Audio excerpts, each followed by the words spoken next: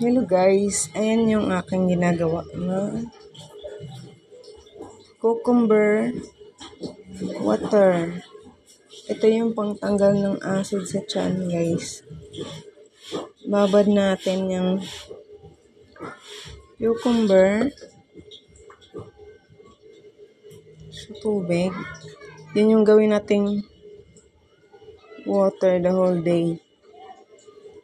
So, pwede nyo punuin yung pitcher. Ayan siya guys. Kasi guys, maging alkaline yung water niya. Kapag mayroon siyang cucumber.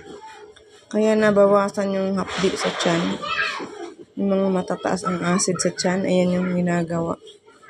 Para maibsan o mawala. Sa akin kasi guys, nawala yung pag umiinom ako nito, nawala yung lagi akong sinisikmura.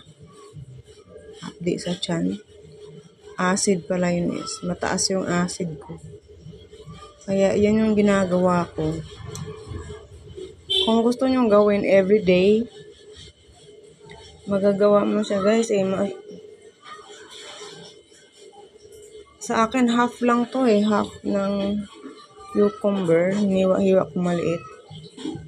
Yan. The whole day na yan siya guys. Tapos palit ka naman kinabukasan ng bago.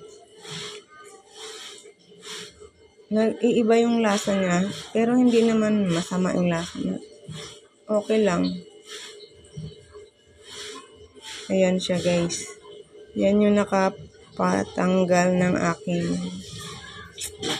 hapdi sa tiyan na sinisikmura ako palagi. Kasi mataas yung acid ko. Ayan guys, sana makatulong sa iba. Home remedy sa acid reflux.